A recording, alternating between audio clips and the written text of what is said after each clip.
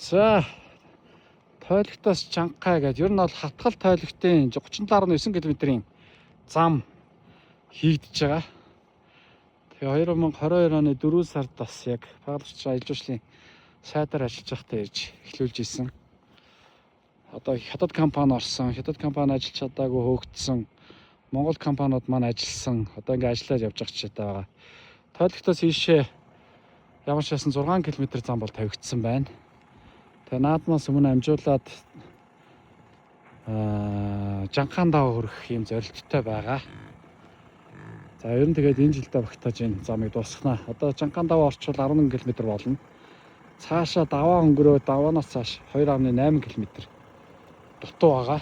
Тэр 2.8 км-ийг болоо тэгээд ямар ч ясан 7 сардаа багтааж дуусгана гэдэг юм хэлэлгөөтэй байна. За Өсгөл нутаг маань сайхан байна да. Тойрогтой ажиллаж байна. Энэ жил Хөсгөл 7 сар наадмаас хойш багуудаар бүтэн тойрноо.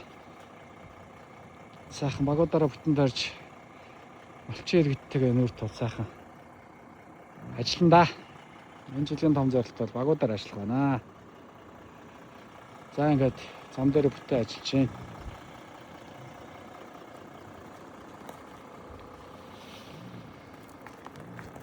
За ийм сайхан, дэлгэр сайхан зам болж байна да.